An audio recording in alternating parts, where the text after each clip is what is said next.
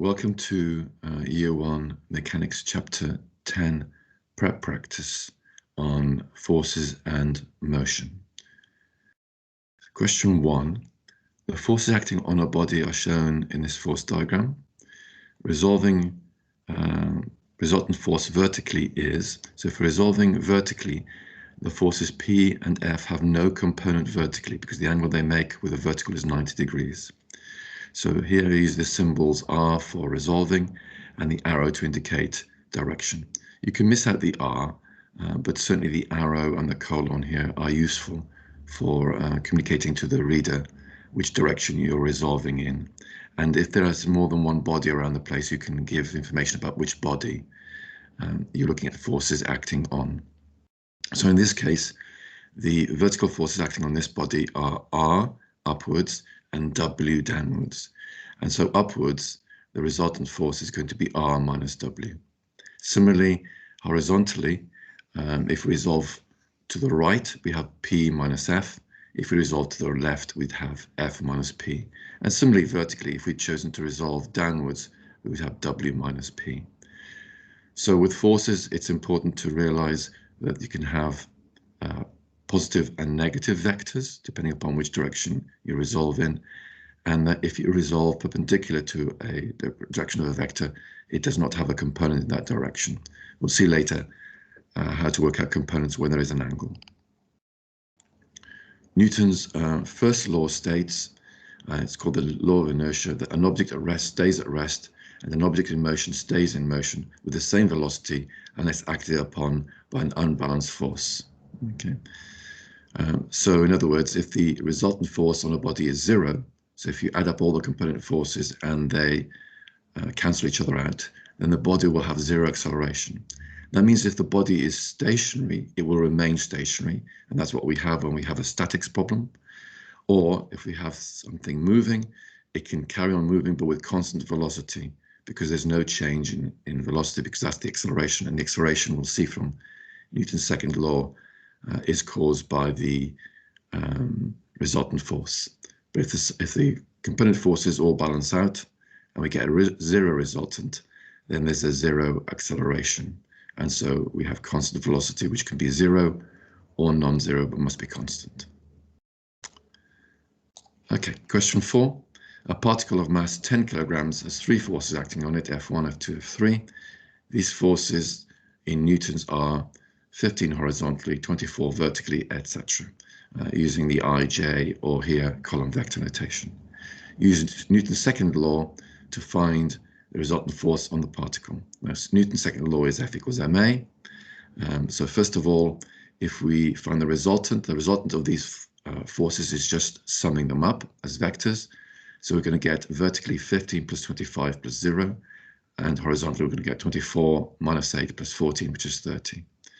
So the resultant force is 40, 30, 40 in the I direction, 30 in the J direction. And then using F equals ma, that resultant force equals 10, which is the mass in kilograms, times the acceleration. So if we divide by 10, we get the acceleration is 4, 3. That's 4 meters per second squared in the I direction and 3 meters per second squared in the J direction.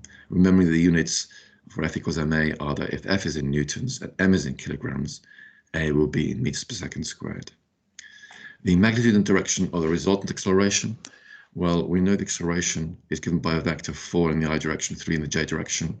So if we write that down as a triangle, we'll see that the resultant force will be the hypotenuse of this triangle, and we can obtain that by squaring the 4, squaring the 3, adding and square rooting to get that the magnitude of the acceleration is 5 meters per second squared.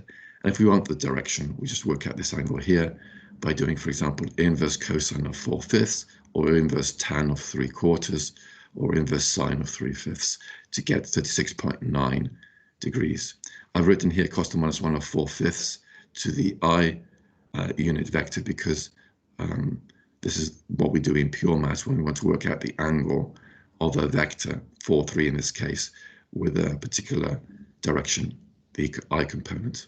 So in that case, it's going to be the magnitude in the I direction divided by the magnitude of the vector inverse cosine. Question 5. The force diagram or forces acting on a 3 kilogram force are shown here. The body accelerates at 2 meters per second squared in the direction of force P, and then we have to find a few things. So look at the diagram and notice that I'm using closed arrows for the forces, and I'm using open double arrow for the acceleration, and that the acceleration arrows are not connected to the body itself. Okay, so use forces connecting to the body, velocities and accelerations if they're labeled disconnected from the body. So find the normal contact force R. So we have vertically R upwards and the weight downwards.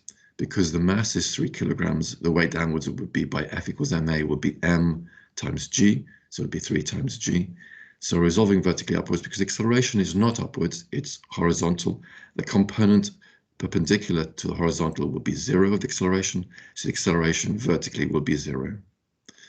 And so we have that vertically, the resultant force R minus 3g will be equal to 0, and so R equals 3g, so R, taking g to be 9.8, is about 29.4 newtons. And then to find the force P, if we resolve horizontally, we find that P minus 5, that's the resultant force, equals ma.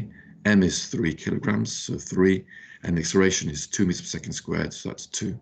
So P minus 5 equals 6. Adding 5 to both sides, we get that P is 11 newtons. Okay, so when we have a balance of forces, you have the resultant force equals 0. When we have an imbalance of forces, we have the resultant force equals ma. And so the Newton's second law here is useful for we have an imbalance of forces, which we call dynamics. Question 6 involves connected particles. Now, when we come to connected particles, we'll be able to consider forces acting on only one of the bodies or only the other body, or we can consider a single body composed of the two bodies stuck together. Okay, thinking of them as a single body and thinking of the T here as being an internal force, or if you consider both of them, they cancel each other out. Okay, so it shows a force acting on a toy car C of mass 2 kilograms on a trailer TR of mass 3 kilograms. The car is acted on by a tractive force of 5 newtons. The traction essentially is the force that pulls the car along. And we can think of it as a pull force, although of course it isn't really. It's generated by the engine through the turning of the axle, turning the tires, and then through friction on the ground. But that's a bit more complicated, so just think of it as a pull force. The car is connected to the trailer by a tow bar. Here we are. And then so we have the forces acting on the car, reaction force up, weight down, tractive force to the right, and the tension it feels from the tow bar to the left. And the trailer, the normal contact force, its weight, it's the resistive force that it feels, and the tractive force it feels from the rod. The trailer doesn't know it's being pulled by the car, it only knows it's being pulled by this tow bar. So imagine the trailer is short-sighted and it cannot see the car, it can just feel the rod pulling on it. Find the acceleration A of the car and trailer. So we can use Newton's second law. Now, if we were to look at forces acting on the trailer separately from forces acting on the car, we would get two equations. And if we solve them simultaneously, we would be able to find out A.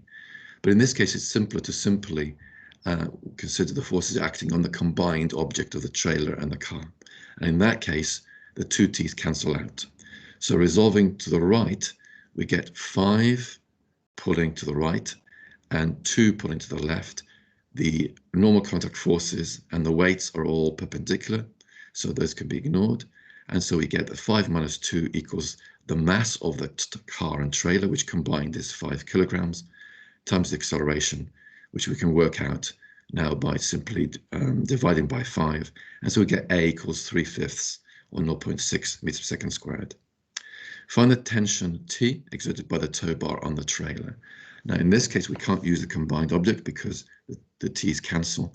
So we can get T by considering either the forces on the car or the forces on the trailer. If we look at the forces on the trailer, we have T horizontally, we have T minus 2 equals ma.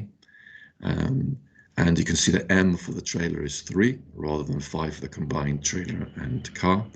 And because we now know the acceleration is 3/5, and of course the acceleration is the same for both car and trailer, the rod is not stretching, so there's the same motion for trailer and car.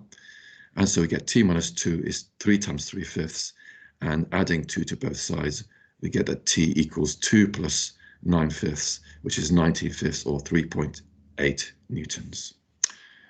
Okay, so I hope you found these basic principles useful. There's certainly ones that you need to understand, each and every one of them, for the typical kind of work you're expected to do with dynamics and statics.